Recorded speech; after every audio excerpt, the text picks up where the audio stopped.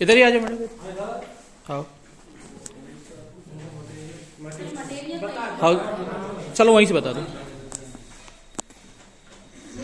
द्वारा भी प्रेजेंटेशन किया गया था, ये मैंने भी बना रखा है। इसमें जोड़ सिखाएंगे बच्चों को। जब वो अंक सीख लेते हैं, अंक तो मैं गीत के माध्यम से सिखाती हूँ, अभी इतना समय नहीं मिलेगा नहीं ठीक है। तो इसके बाद ये बच्चों को हम यहाँ से जोड़ सिखाएंगे।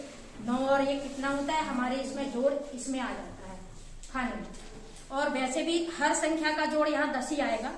9 और 1 10, 8 और 2 10, सभी संख्याओं का जोड़ 10 आया। जब हम इसको थोड़ा और सरकाएंगे इसको, अब ये देखिए मैंने ये जोड़ा, मैंने बोला चलो 8 और 1 को मिला के बताइए कितने होंगे, तो ये हमारा उत्तर ये आ रहा है इसमें।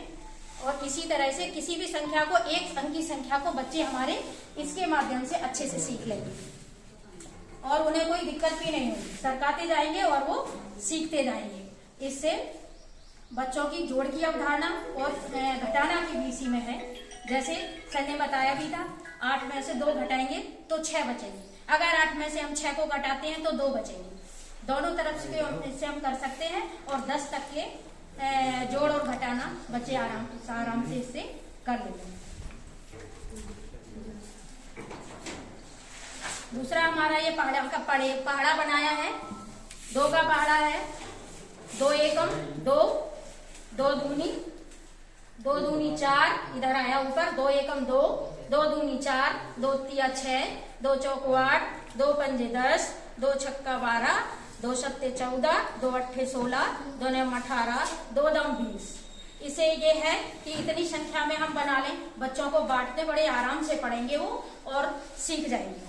इसके अलावा मैंने एक 5 का पहाड़ा और भी बनाया है इसी तरह का सीखने के लिए।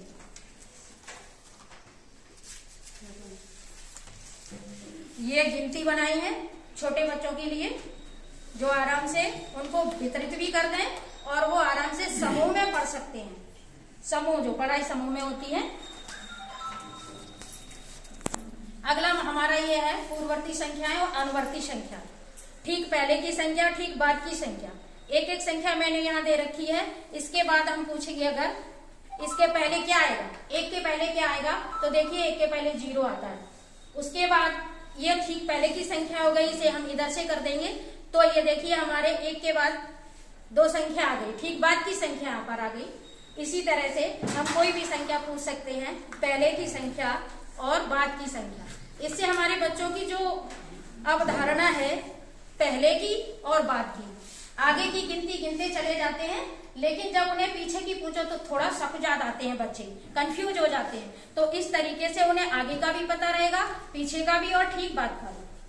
तो ये इस तरीके का इनसे गिनती, बच्चों की गिनती, संख्या, सभी कॉन्सेप्ट इससे उनके क्लियर हो जाएंगे। ठीक, ये हमारा पैटर्न है। हाँ ठीक, ये पैटर्न है।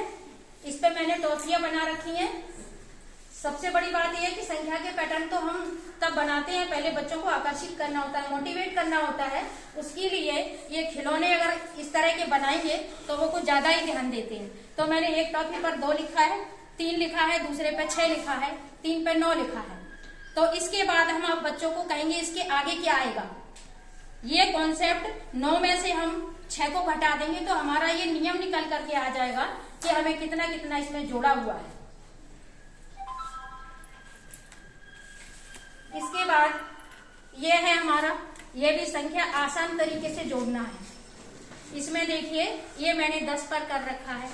अगर अब हमको जोड़ना है तो देखिए ये 3 को हम जोड़ेंगे तो 10 और 3 13 हो जाते हैं। ये हमारा आंसर लिखा हुआ है ऊपर। इसी तरह से अगर हम घटाना सिखाएंगे, या देखिए मैंने 10 को, ये 10 का तीर है, ये 10 पर है और मैंने इसमें 4 को जोड़ा हुआ है तो देखिए ये 14 आंसर ऊपर लिखा हुआ है। इसी तरह से इसमें घटाना भी है। देखिए ये 12 ऊपर लिखा हुआ है, मैंने 12 में से 5 को घटाना है, 5 को घटाया है तो देखिए ये हमारा तीर सीधा 7 पर आ रहा है। इससे ये घटाना और जोड़ का दोनों कॉन्सेप्ट क्लियर हो जाते हैं।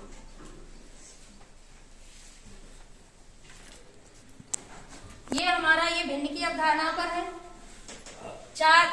एक के मैंने 4 भाग किए हैं, एक को छायांकित किया है, यानी 4 में से 1 को किया है तो हमारे लिए 1/4 भिन्न हो जाती है।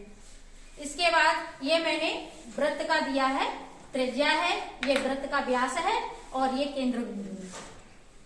आगे ये मैंने भाग का लिया है, ये संख्या रेखा पर भाग को दर्शाया हुआ है। इसमें से देखिए ये एक लड़की है, एक लड़की है वो 2 अंक एक बार में कूदती है, तो 2 अंक को उसने एक बार में कूदा। मैंने 8 तक अंक बनाए हैं, इसमें से एक पे 2 पे आ गया, दूसरा 4 पे आएगा और तीसरा 6 पे और चौथा 8 पे, यानी वो कुल 4 बार कूदा है। तो मैंने यहाँ देखिए 8 अंकों में भाग दिया है। 8 अंकों में मैंने वो 4 बार कूदा, 2 का भाग दिया तो 4 बार वो कूदा। ठीक है ना, ये भाग का कंसेप्ट हो गया। और आगे ये वर्गाकार है, आयताकार है, त्रिभुज है। यहाँ पर ये वजन का है, यहाँ पर ये तराजू बनाया हुआ है, इस पर मैंने बाट रखे हुए हैं। तो इधर बच्चों से ये पूछना है कि किस पलड़े में वजन ज्यादा है, तो वो इस तरीके से देखेंगे कि जिसमें बाट ज्यादा रखेंगे उस पर वो सही का निशान लगाएंगे। ये वजन का हमारा हो गया। और कुछ है? इसका और बता दो बेटा, बस 2 मिनट 1 मिनट में।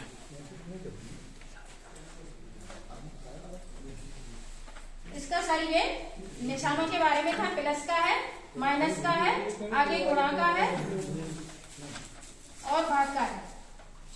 ये निशान बताए हैं, वैसे निशान खुले में भी हैं। हमें बच्चों को गणित सिखाने से पहले हमें ये निशान बताने पड़ते हैं, जिससे बच्चे